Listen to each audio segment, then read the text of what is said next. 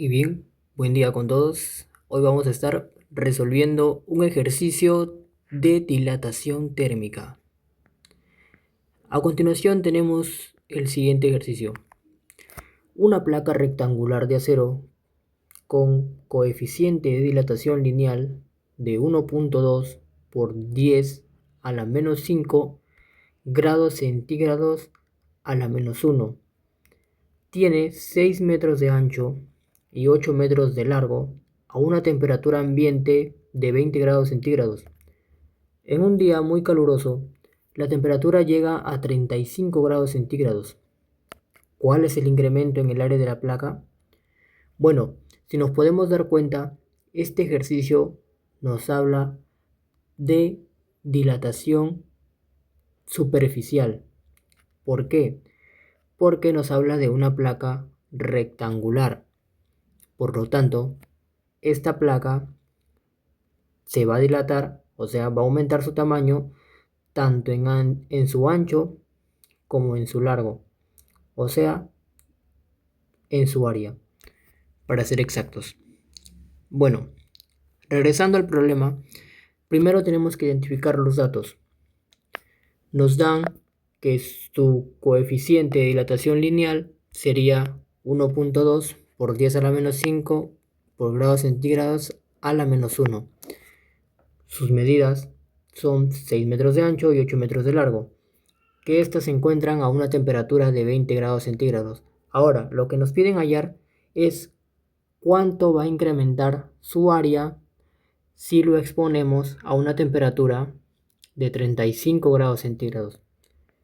Bueno, aquí tenemos lo que sería la gráfica de la placa, que sería 6 metros de ancho y 8 metros de largo, como lo especifica el problema.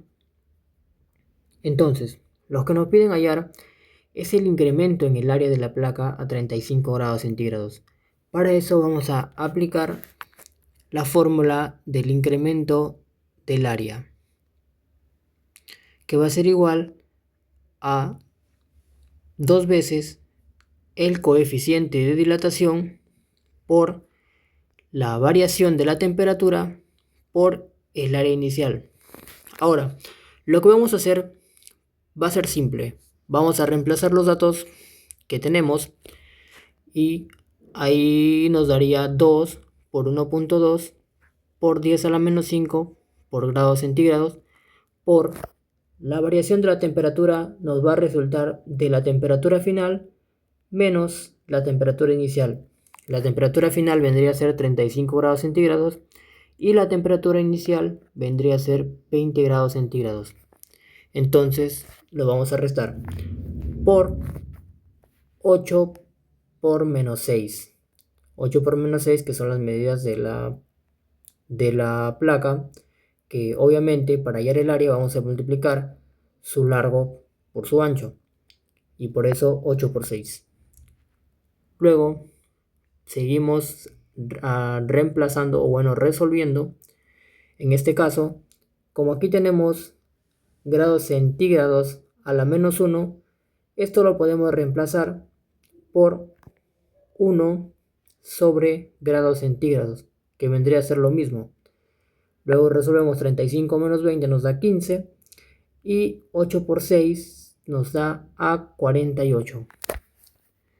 Luego simplemente eliminamos los grados centígrados que tenemos debajo del 1 con los grados centígrados que acompañan al 15.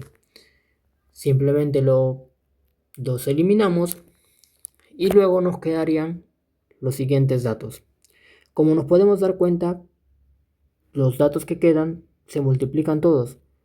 Por ende, como es una multiplicación y el orden de los factores no altera el producto, pues procedemos a separar los datos 2 por 1.2 por 1 por 15 y por 48. Todo esto por 10 a la menos 5. Lo resolvemos la multiplicación y nos daría a 1728 por 10 a la menos 5. Como nosotros sabemos, ese 10 a la menos 5 va a ser el coeficiente que tiene, o sea, el menos 5, va a representar a la cantidad de ceros que se le va a agregar, o bueno, a la cantidad de veces que se va a mover la coma hacia una dirección. Como es negativo, la coma, o bueno, en este caso el punto, se va a mover hacia la mano izquierda por 5 espacios. Entonces, contamos desde el 8. 1, 2, 3, 4, 5. ¿Qué pasa aquí? Tenemos que agregar un 0, por lo que solamente hay 4 números. Le agregamos un 0 y después de ese 0 iría el punto.